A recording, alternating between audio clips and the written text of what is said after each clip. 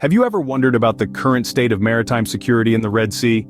This strategic waterway has recently become a hotbed for maritime threats, primarily due to the activities of Houthi rebels in Yemen. The Houthis, who control much of Yemen's north and west, have been launching drone and missile attacks on shipping in the Red Sea since November.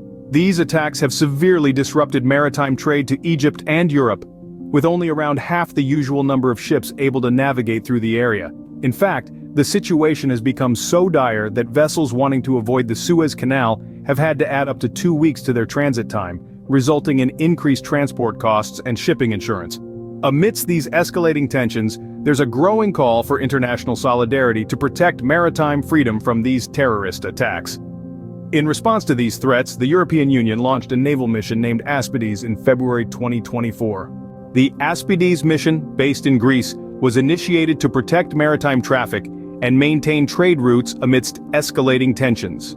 Named after the Greek word for shields, this mission is the European Union's response to the persistent threats to global shipping, particularly from Houthi rebels in Yemen. Rather than engaging in military strikes, the mission focuses on defensive operations at sea, safeguarding cargo ships, and ensuring the freedom of movement at sea. Austrian General Robert Brieger, chair of the EU's military committee, emphasized the importance of this mission.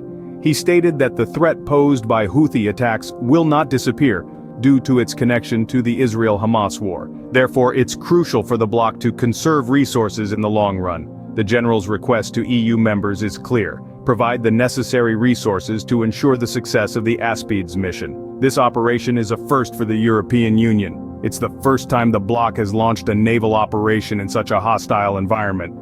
But despite being a litmus test for the EU, the bloc is determined to pass successfully. One of the significant operations of the mission was the interception of a drone launched by Houthi rebels on a Thursday morning.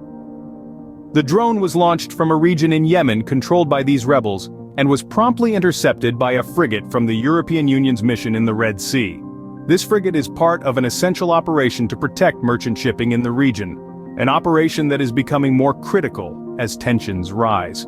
Austrian General Robert Brieger, chair of the EU's military committee, stated that it's crucial that the bloc conserves resources, as the threat from Houthi attacks is unlikely to disappear due to its connection with the Israel-Hamas conflict. He stressed that the military's task is simply to protect merchant ships and to show the public that the EU will not tolerate interference with maritime freedom. This incident, however, highlights the urgent need for increased resources for the Aspides mission, aptly named after the Greek word for shields.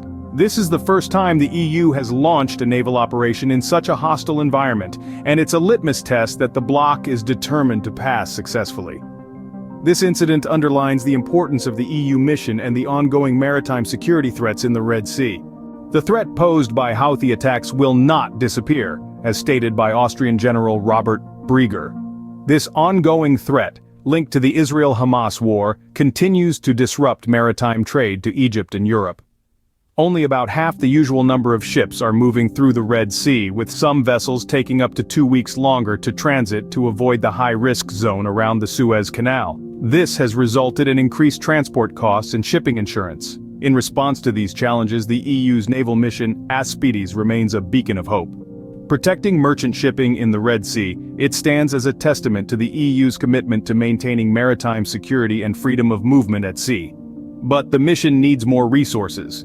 As highlighted by Greek Rear Admiral Vasilios Griparis, the commander of the EU naval mission, there's a need to significantly increase its size to better defend against possible Houthi attacks. As we wrap up, it's clear that the EU mission plays a crucial role in maintaining maritime security in the Red Sea amidst ongoing threats from Houthi attacks.